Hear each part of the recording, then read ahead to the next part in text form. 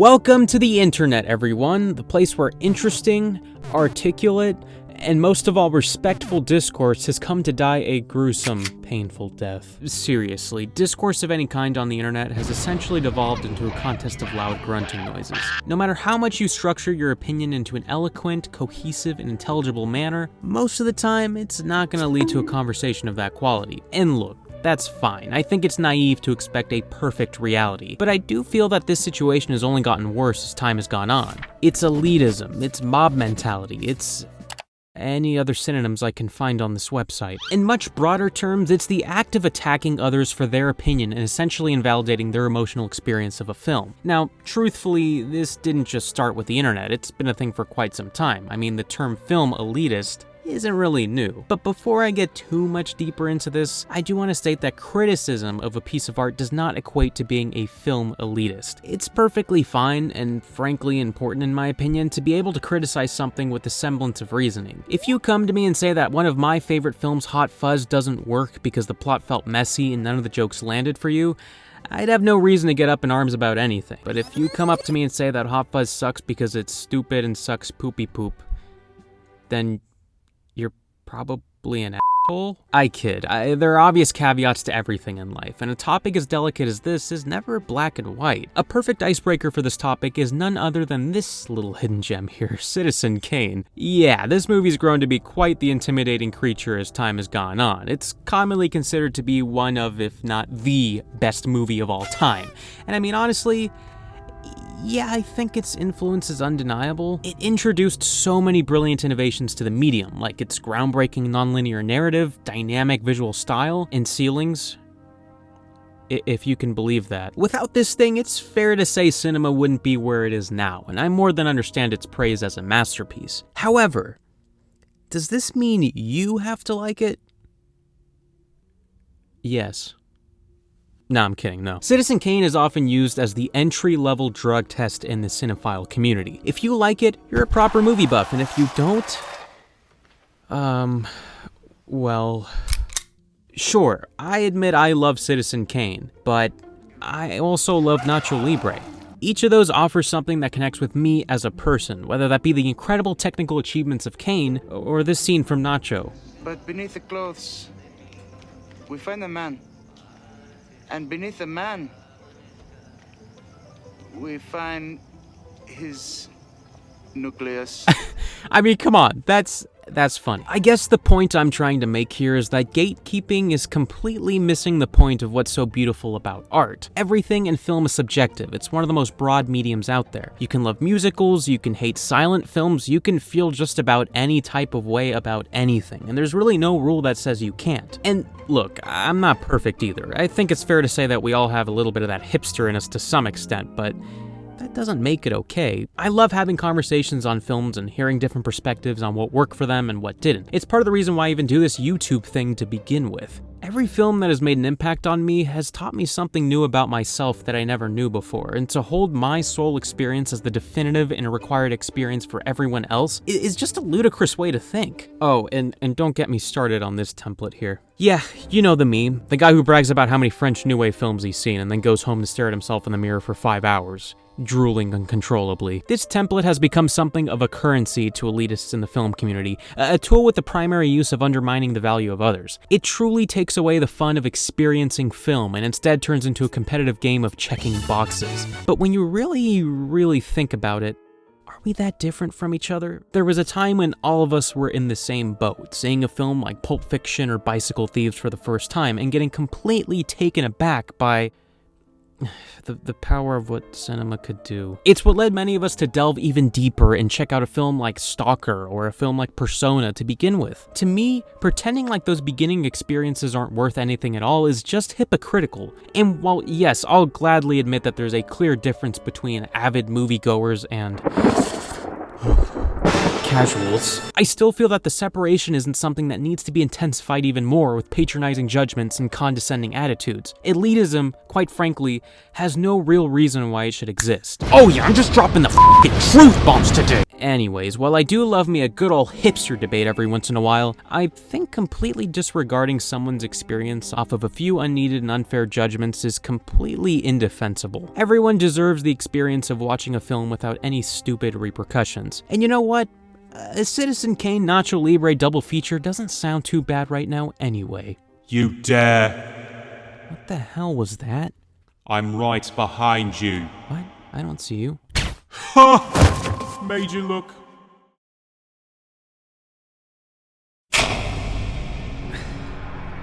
What the hell?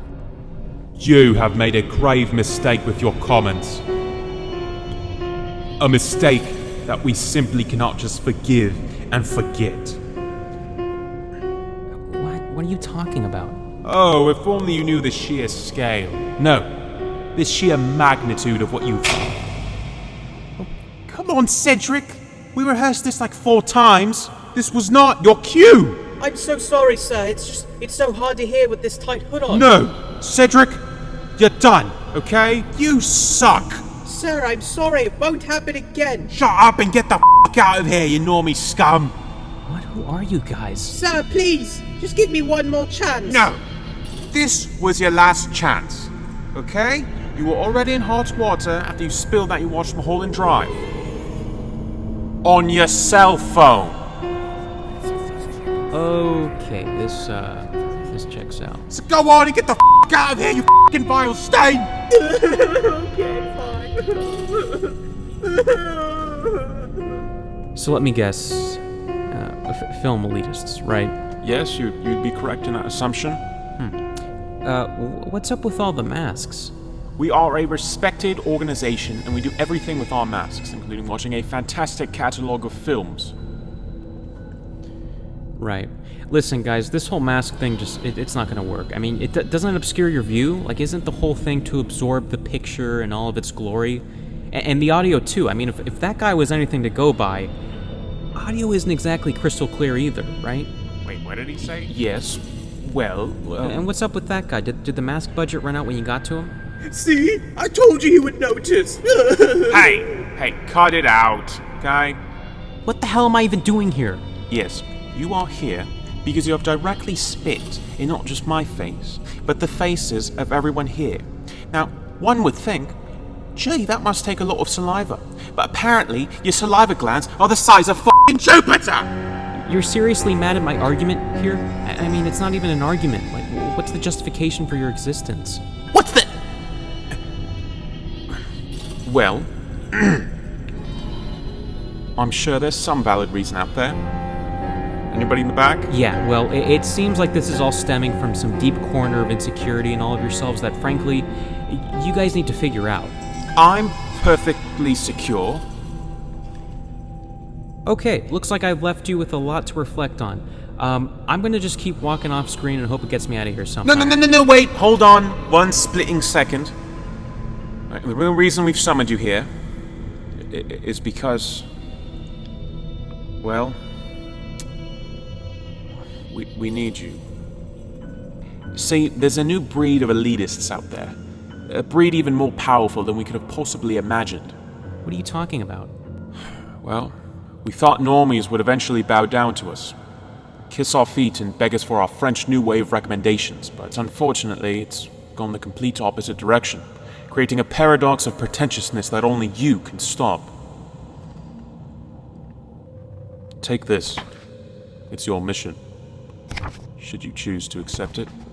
Oh. You can't be serious.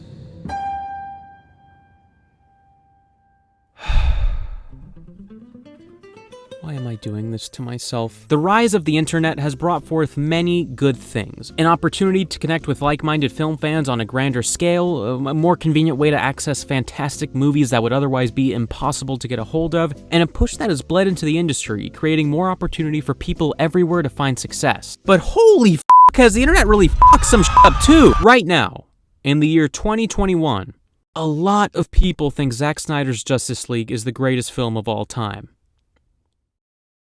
It's not. But it's worth bringing up, seeing as how this gigantic movement is in many ways a representation of our current, opinion climate. I, for one, did not like Zack Snyder's Justice League, but if you did, more power to you. If you think it's the greatest film of all time, seriously, I'm happy you found enjoyment in something that I couldn't. The issue isn't that a lot of people like Zack Snyder's Justice League, or else that would just contradict every single thing I've said up to this point. No, sir. The real issue is, well, what I dub the new elitists. Yes, that name took me about 1 second to think of. I bring up Zack Snyder's Justice League and the rest of the DCEU because it's really the easiest example to illustrate my point, but the disease of new elitism has also staked a claim in many other franchises, most notably Star Wars and the MCU. I also do want to immediately say that overall, I think the whole release the Snyder Cut movement was somewhat of a good thing. I mean, in many ways, it was a reminder to studios everywhere that the director's vision overrules all and shouldn't be tampered with to the extent that it was in, say, the original cut of Justice League, which even now fanboys agree is a worthless pile of garbage.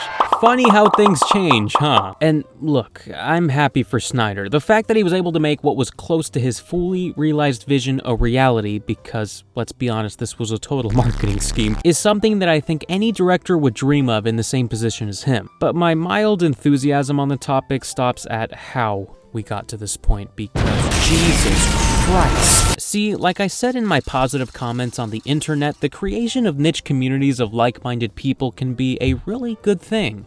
It is, however, in that same breath that I say it can be a really bad thing, creating groups of people that take it way too far, bullying and harassing others that don't agree with their own views and opinions regarding a movie about a group of superheroes fighting bullies.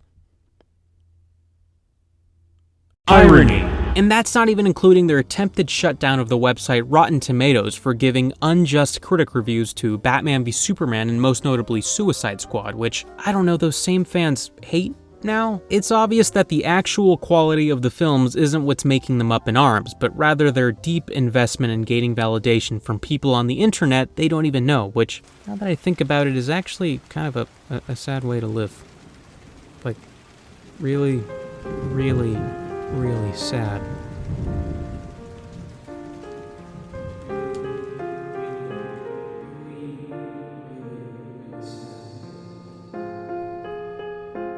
This isn't coming from someone who hates the Snyderverse. I wouldn't call them atrocities by any stretch of the imagination. They're clearly going for something completely different than what I want, and in some way, I can respect that, even if I don't think they're very good. But, see, that's my opinion, and you can't really force me to change that.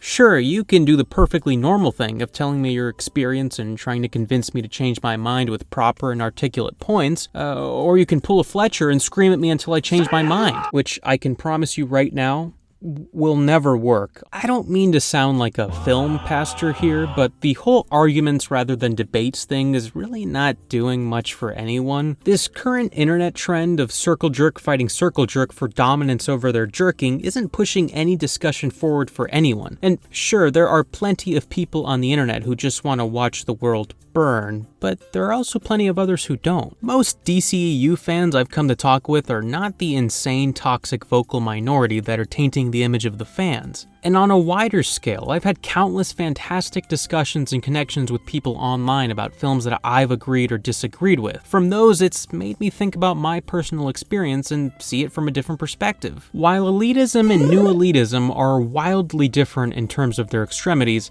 I don't think either really has a place in the film conversation. I'm definitely not saying that we should eliminate all humor targeted at others. I mean, I do love me a good joke at the expense of somebody, even me. But I guess I'm more talking about those unironic situations when there is a clear and deliberate forceful attack on somebody just because they don't agree with you. So, what is the point of this video? This wasn't just an elaborate venting session for me to let out all of my frustrations, right? Yeah, probably, but I'm hoping this will stand as more of a don't worry, just do you sort of statement for anyone that needed it. I'm pretty sure an elitist isn't gonna watch this and think to themselves, gee, you know, I should stop, take a step back, and really think deeply and introspectively about what I've been doing. Wait, what? But I hope it changes somebody's day for the better. Hey, Yeah? you did make me take a step back and think deeply and introspectively about what I've been doing. You know, this whole elitism business, it's just not good for the soul, you know?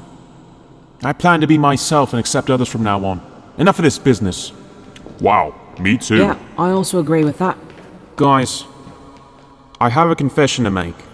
I'll be honest. You know, I watched The Shining for the first time the other day, and I just didn't find it that scary. I also have a confession. I watched Eraserhead the other day, and I didn't really like it. Avatar is kind of overrated. Wait, no. I think we're all in agreement on that one. Oh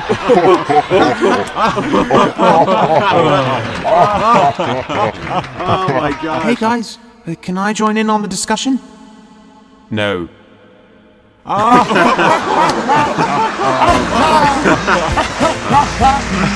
my gosh!